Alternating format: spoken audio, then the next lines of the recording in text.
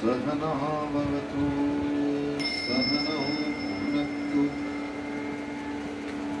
सह वीर्यं करवावहै तेजस्विनावधीतमस्तु मा विद्विषावहै।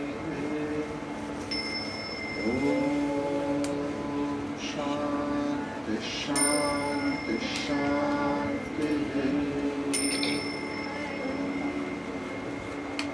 কথা বলা যাবে না, পেছনে সামনে কোথাও।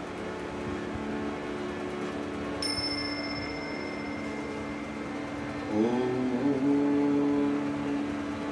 শুক্লাম বরধরম বিষ্ণু শশিবর্ণম চতুর্ভুজম প্রসন্নবদনম ধ্যায়েৎ সর্ববিঘ্নোপশান্তয়ে। सरस्वती नमस्तुभ्यं वरदे कारुण्यरूपिणी विद्यारम्भं करिष्यामि सिद्धे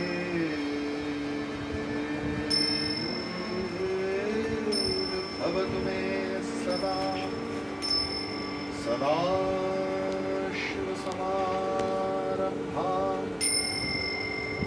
शङ्कराचार्यमध्यमाम् अस्मदाचार्यपर्यन्तां वन्दे गुरुपरम्पराम्। ॐ निरञ्जनं नित्यमनन्तरूपं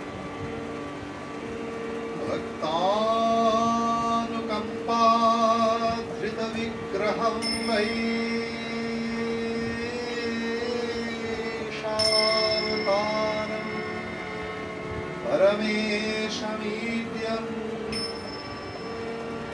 तं रामकृष्णं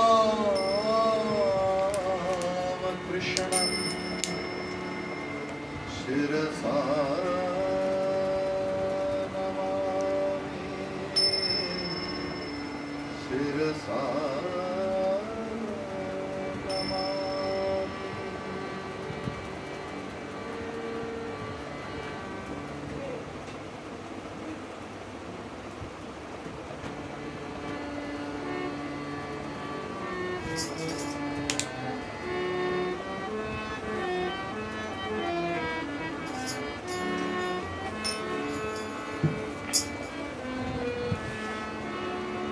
তোমার যমুনা সরজ কোথায়, ওমা লীলা গঙ্গা ভুলিনে, কে তুমি এলে বার প্রেমিক উদাসীন ভাবে।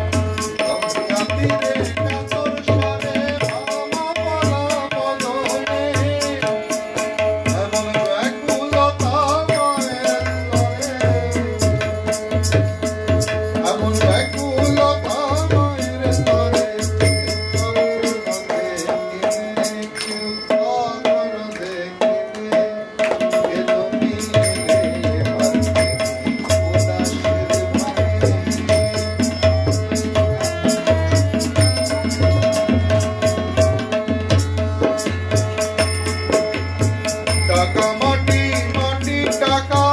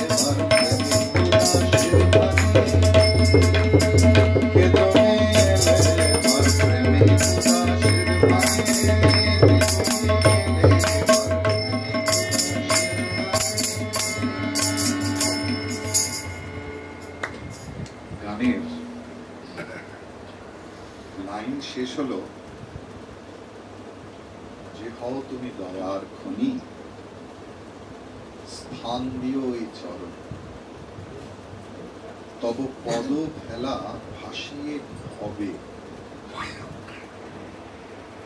পার হয়ে যায় তুফানে। আজকের সান্ধ্যকালীন অনুষ্ঠান শুরু হয়েছে কি দিয়ে? আরাত্রিক ভজন। গান হবে, কথা হবে, মানুষ দলে দলে আসবে, খিচুড়ি খাবে, সন্ধ্যেবেলা চাটাও পাওয়া যাবে, দিনটা কেটে যাবে। শ্রীরামকৃষ্ণের জন্মতিথি কেন কেন আমরা পালন করব? কি আমাদের লাভ? কে তিনি? তার ভূমিকা কি আমার জীবনে, আমার সামাজিক, আমার অর্থনৈতিক, আমার পারিবারিক, আমার আধ্যাত্মিক? আমার তো অনেকগুলো জীবন, আমার অনেকগুলো আইডেন্টিটি। আমি শুধুমাত্র আমার নামের আইডেন্টিটি। যখন আশ্রমে আসি তখন আশ্রমের প্রধান, বাড়ি গেলে বাড়ির কর্তা, সেখানে কারোর বাবা, কারোর স্বামী, কারোর সন্তান। আবার অফিসে গেলে আরেক আইডেন্টিটি, সে যে যে পোস্টিং। আমি সকলের কথা বলছি।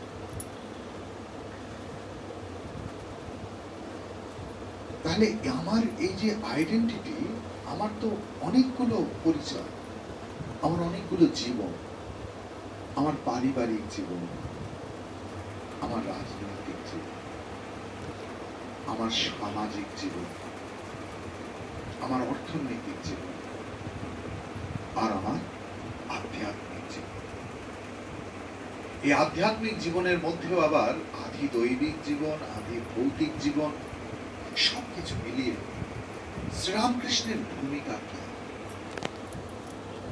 আমরা যদি এইভাবে বিচার করি তাহলে আমাদের জন্মতিথি পালন সার্থক। স্বামী বিবেকানন্দ তার আরাত্রিক ভজনের প্রথম লাইনে লিখলেন, খণ্ডন ভববন্ধন জগবন্দন বন্দিত। এখন আমরা কি কখনো ভেবে দেখেছি যে এই শব্দের অর্থ? আমরা বেলুড় মঠে যাচ্ছি, ভাই আজকে সন্ধ্যারতিটা দেখে আসলাম, ও মনটা জড়িয়ে গেল। সব সাদা বকের মতো ব্রহ্মচারীরা এসছে, প্রথমে বসেছে, তারপরে সন্ন্যাসীরা, তারপর সমস্ত ভক্তরা বসে শুরু হয়ে গেল। কি অপূর্ব! অপূর্বতা কোথায়? এই খণ্ডন ভববন্ধন, এই শব্দের অর্থ ভব মানে পৃথিবী। তাহলে আমাকে কি পৃথিবী হাতুড়ি দিয়ে ভাঙতে হবে? তাহলে লাভ কি? ভববন্ধন শব্দের অর্থ কি?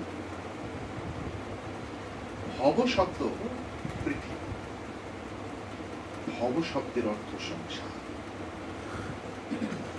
ভব শব্দের অর্থ সংসার বন্ধন। আমরা মায়েরা প্রায়শই আশ্রম ইত্যাদিতে গিয়ে মহারাজদের বলি যে, মহারাজ আমরা তো সংসারী জীব, আমরা কি আর আপনাদের মতো পারি? কেন মহারাজরা সব পায়ের ওপর পা তুলে দিয়ে বসে আছে, খাচ্ছে যাচ্ছে, আর আমাদের যত কাজ করতে হচ্ছে। তার কারণ আমরা আমাদের আইডেন্টিটি তৈরি করে ফেলেছি আমরা সংসার। এখন জিজ্ঞেস করো যে সংসারের মানে কি, তখন বলবে মা আপনি জানেন না, আমি বিবাহিত, আমার স্ত্রী আছে বা আমার স্বামী আছে, আমার পুত্র কন্যা আছে, আমি সংসারী। এ তোমায় কে শেখালো? কেউ শেখায়নি, আদি অনন্ত কাল ধরে শুনে আসছে। আর এই যে বলছো বন্ধন, কোথায়? তুমি তো হাত পা বেশ খোলা আছে, তাহলে বন্ধন কোথায় হলো?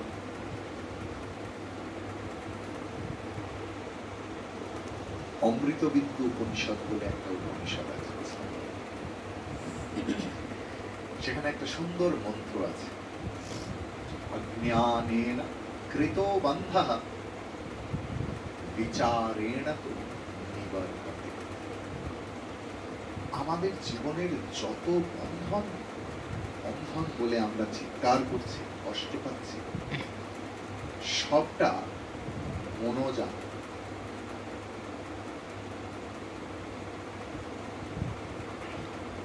ঋগ্বেদের পুরুষ সূক্তমে আছে, চন্দ্রমা মনসো জাতঃ। আমার সমস্ত কিছুই মানসিক। খুব গূঢ় আলোচনা করছি, আমি জানি না সেই আলোচনা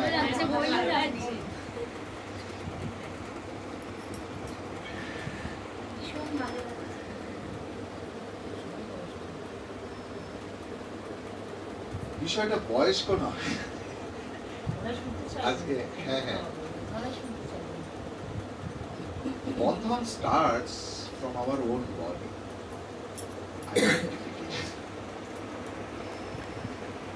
আমি যতক্ষণ নিজেকে এই নাম দিয়ে এবং উপাধি দিয়ে বেঁধে রাখবো, তাকেই বলে সংসার।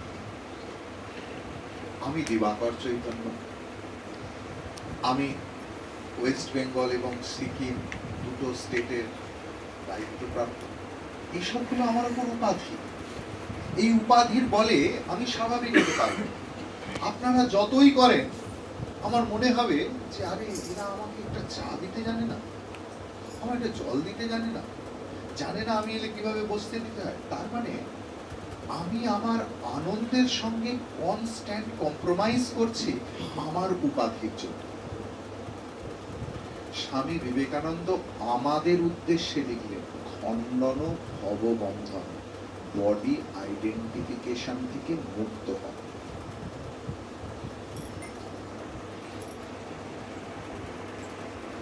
শ্রীরামকৃষ্ণ তার দেহ রাহিত্য হল, অর্থাৎ শরীর জ্ঞান চলে যেত। সমাধি হওয়ার অর্থ কি? সম্যক আধায়েতে ইতি সমাধি। আপনার কি মনে হয় শুধু শ্রীরামকৃষ্ণের সমাধি হতো? আমরা প্রত্যেকে সমাধি করি। উনি ব্রহ্মে সমাহিত ছিলেন, আমরা সংসারে সমাহিত। অস্বীকার করতে পারেন। আমাদের যা কিছু হোক, মনটা পড়ে থাকে রে পুটির বাবা চলে এসছে, চা করে দিতে হবে, এক্ষুনি খ্যাচ খ্যাচ করবে, বলবে অফিস থেকে আসার সময় তোমাকে কেন দেখতে পাই, সারাদিন তুমি যা খুশি করো, বলেছি না অফিস আসার পরেই কেমন তোমায় দেখতে পাই, এসব সব থাকে। আমরা সংসারে সমাহিত। সংসার বন্ধন আমাদের নিজেদের সৃষ্টি। সংসারে, সংসার শব্দের অর্থ সংসারাতি সংসার। শ্রী ধাতু, দন্তেশ্বয়ে রি। শ্রী মানে হচ্ছে যা চলছে, সেখান থেকেই সরীসৃপ, শরীর দিয়ে যে চলছে সে সরীসৃপ। শ্রী ধাতু মানে যে কনস্ট্যান্ট চলছে, কনস্ট্যান্ট যেটা পরিবর্তিত হচ্ছে, তার নাম সংসার। সম্যক রূপে মানে এই যাবতীয় কিছুর পরিবর্তন হচ্ছে। এমনকি এই পাখাটি, এই ছাদটি, এই মাইকটি, এটি যখন কেনা হয়েছিল তখন এরকম বিচ্ছিরি দেখতে ছিল না, ছিল কনস্ট্যান্ট পরিবর্তন। তাহলে এই সংসারে তো সাধুও থাকে, জগৎ তো একটা সংসার, কিন্তু আমরা বলছি না তো যে আপনি সংসারী। আমরা তো তকমা এটা দিয়েছি আপনি সন্ন্যাসী আর আমরা সংসারী। তাহলে যে সংসারে থাকে সে সংসারী নয়। তাহলে সংসারী কে? যার মনে সংসার, সে সংসার। এই মনের মধ্যে যে সংসার তৈরি তার নাম ভব। If you can break it with your proper knowledge, আপনার প্রকৃষ্ট জ্ঞান, যে এই সমস্ত অনিত্য সংসারের মধ্যে নিত্য বস্তু একমাত্র ঠাকুর, যার কোনো পরিবর্তন নেই। এই অপরিবর্তনীয় সমাজে যিনি অপরিবর্তনীয় তিনি ঠাকুর। এই বোধে প্রতিষ্ঠিত হয়ে যখন আমরা আমাদের মনের সংসার বন্ধন, ভববন্ধনকে খণ্ডন করতে পারব, তখনই আপনি জগবন্ধন। শ্রীরামকৃষ্ণ বা অন্যান্য সন্ন্যাসী যারা, তারা এই বোধের দ্বারা প্রতিষ্ঠিত হয়ে ভববন্ধন ঘটিয়েছেন, অর্থাৎ নিজেদের আইডেন্টিফিকেশন, যে আমি এই শরীর, আমি এই মন, আমি অমুক, আমি কুসুক, এবং আমার বোধ। তুলসীদাসজি রামচরিত মানসে খুব সুন্দর একটি কথা বলছেন সংসার বলতে কি, ম্যায় মোর তোর তেও সংসার। এই পুরো জগৎ, পুরো জীবন, আপনি যত বছর বেঁচেছেন, 30, 40, 50, 60, 70, পুরোটা জীবন আমরা কাটিয়ে দিয়েছি শুধু আমি আর আমার, তুমি আর তোমার। এরই নাম সংসার। যে এই ভববন্ধন থেকে হয় পুরোটা আমার, নয় পুরোটা তোমার। যে ভববন্ধন খণ্ডন করতে পেরেছে, সেই খণ্ডন ভববন্ধন জগবন্ধন বন্দিত মা, তিনি কে হয়ে যান? নিরঞ্জন নররূপধর। নররূপেও তিনি, তার প্রত্যেক জীবনের কোনো কলুষ থাকে, কিন্তু যিনি ঈশ্বর বোধে প্রতিষ্ঠিত। শ্রীরামকৃষ্ণ তার ম্যাজিক দেখাতে পৃথিবীতে আসেন, তাহলে তিনি কথামৃত বলতেন। তিনি নররূপ ধরে দেখিয়ে দিয়ে গেছেন, আমি যে জীবন যাপন করেছি তা প্রত্যেকের জন্য সম্ভব। এই নে মা তোর জ্ঞান, এই নে তোর অজ্ঞান, এই নে তোর ভালো, এই নে তোর মন্দ, আমাকে শুদ্ধা ভক্তি দে, আমরাও পারি বলতে। Ramakrishna's life is not a magical life. It's a hardcore realistic life. যে জীবন তিনি বেঁচেছেন, সেই জীবন আমরা বাঁচতে পারি, তিনি আমাদের অনুপ্রেরণা। তাই জন্মতিথিতে আমাদের শ্রীরামকৃষ্ণ আবার মনে করিয়ে দেয়, জীবন ঈশ্বরমুখী হোক। একমাত্র তিনি সত্য বস্তু, তিনি নিত্য বস্তু। কিন্তু কেন বারবার এইখানে যখন আছি তখন বেশ বোধ হচ্ছে, এখান থেকে যেই স্টেপ আউট হয়ে গেল সঙ্গে সঙ্গে আর মনে হচ্ছে না। সেই গল্পটা বলে দিই। শাশুড়ি কি আর করবে, বয়স হয়েছে, ছেলের বিয়ে দিয়ে দিয়েছে, বুঝলেন, দিয়ে রোজ সৎসঙ্গ শুনতে যায়। তার কারণ তিনি শুনেছেন সৎসঙ্গত্বে নিঃসঙ্গত্বম, নিঃসঙ্গত্বে নির্মোহত্বম, নির্মোহত্বে নিশ্চলতত্বম, নিশ্চলতত্বে জীবন। এইসব সংস্কৃত শ্লোক উনি শুনেছেন, যে সৎসঙ্গ করতে করতেই আমাদের মনের মধ্যে সুন্দর ভাবনা আসে, ঈশ্বর ভাবনা আসে। তিনি রোজ সৎসঙ্গ শুনতে যায়। নতুন বউ, তাকেও এই পথে আনতে হবে।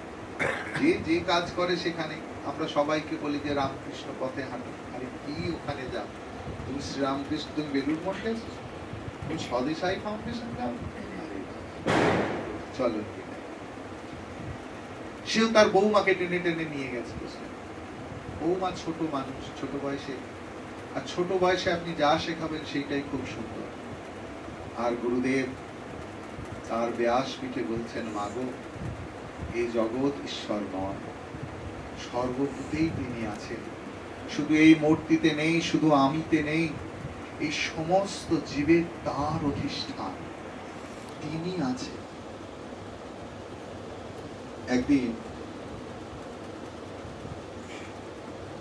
মাইক বেজেছে আশ্রমে, সেটা শুনতে পাই। মাইক, স্বদেশে মাইক বাজলেই নাকি খিচুড়ি দেয়।